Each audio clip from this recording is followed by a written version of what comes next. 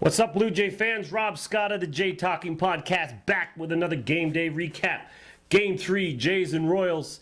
Jays going for the sweep over the once mighty world reigning champion Kansas City Royals. The Jays come in 47-39, 3 back of Baltimore for the AL East lead. They are the wild card holder.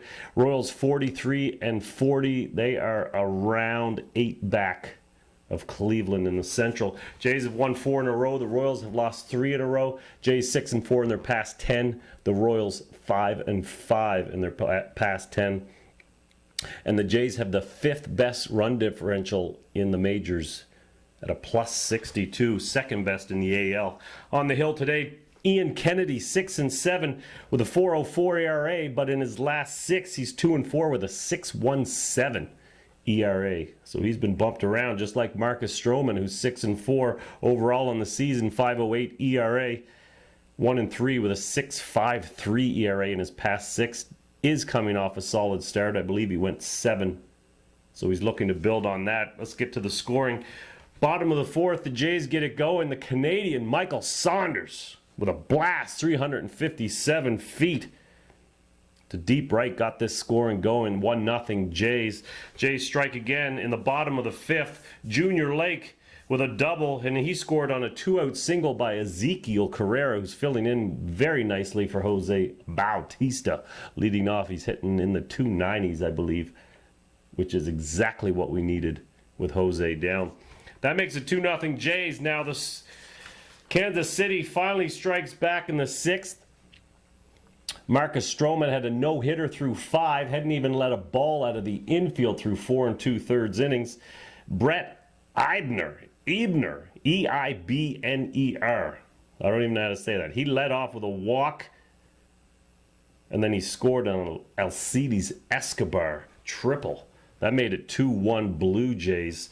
Top of the 8th, K.C. ties it up. The same guy whose name I can't pronounce hit a home run, a 1-out job, 362 to deep left. That made it 2-2 now in the 8th, but the Jays struck back immediately. Bottom of the 8th with 2 outs. E.E. doubled. Then Michael Saunders with an RBI single. They should have pitched around him, but they didn't. And he got the game-winning RBI 3-2, but that is not where it would end. He would go to second on a throwing error, and then the other Canadian, Ross Martin, would drive him in with another double to make it 4-2, and that would be the winning score. Roberto Osuna came to close it down. On the offensive side, the Jays had 8 hits, scored 4 runs, a home run, a walk, 16 strikeouts. And they left 9 men on base. Ezekiel Carrera was 1 for 4 with a ribby. E.E. 2 for 4 with a run. Michael Saunders 2 for 4 with 2 runs, 2 RBIs, a home run, his 16th. I'll talk about him more in a minute. Ross Martin was 1 for 4 with a ribby. Junior Lake 1 for 3 with a run scored, and Kevin Pillar was 1 for 3. Jays pitching, Marcus Stroman was very, very good tonight. It looks like he may be finding himself, correcting himself a little bit, keeping that ball down in the zone. He left one up late in the game, and that was that home run by Brett Eibner that tied it up. So, I mean, any mistakes he makes up in the zone, he is paying for. So he's got to live down there like most pitchers, but he seems to be particularly prone to getting crunched up high. So Stroman goes to 7-4 on 8 strong innings, 3 hits. As I said, a no-hitter. He was perfect through 5. Gave up 2 runs, walked just 1, struck out 6, lowered his ERA to 4.89. His whip now 1.33.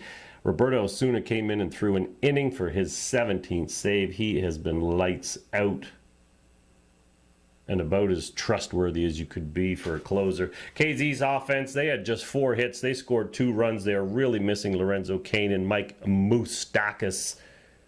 They had a home run, a walk, 7 Ks, and they left 5 men on base. Hosmer, man, it would be nice to try and pick him up in a trade. He was 2 for 4. Brett Eibner, 1 for 3, 2 runs, a home run, an RBI, 1 walk. He was the player of the game for them. And Escobar was 1 for 3 with a ribby. Ian Kennedy pitched very well for KC today. He threw 6 strong, 4 hits, 2 runs, 1 walk, struck out 10. His ERA now 3.97 and a 1.19 whip. Good season for him. Luke Hochevar He was the #1 pick, was he not? Anyway, he has a nice career in the pen for KC. An inning, a hit, and he struck out the side. And then Calvin Herrera took the loss, 1-2. He tossed an inning, gave up 3 hits, 2 runs, 3 Ks after looking unhittable against the Jays in the playoffs. They got his number today. So the Jays win 4-2. They're now 48-39 on the season. KC drops to 43-31.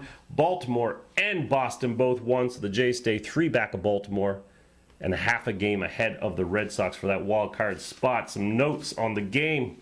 Marcus Stroman hit the DL today. That was not hard to tell. He taking all those cortisone shots in the back. You could not picture him being ready for his next start, and he is not. So he's on the 15-day DL with back issues. Drew Hutchinson will fill in for him tomorrow against Detroit.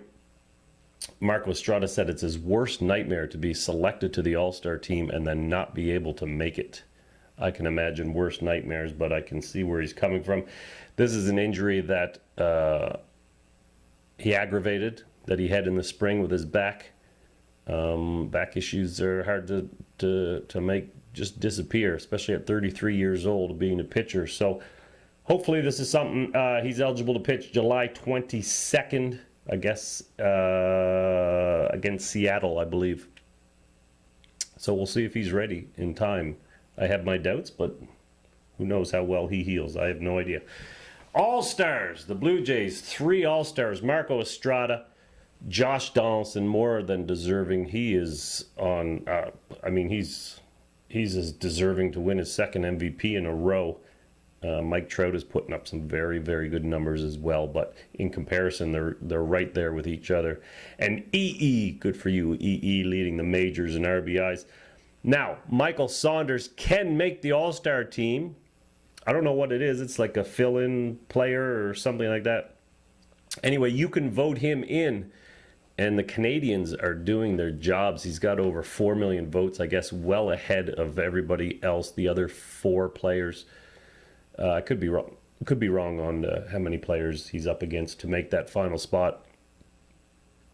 But you can vote him in, I think this is right, by texting A4 to 101010. I believe that will record your vote, and you have until Tuesday to get Michael Saunders into the All-Star game. And just to talk about Saunders, I've been dogging this guy all season, waiting for the regression. It looked like it was going to come within the last week. His average actually dipped at one point below 280. You thought, okay, here we go. He's a career 235 hitter.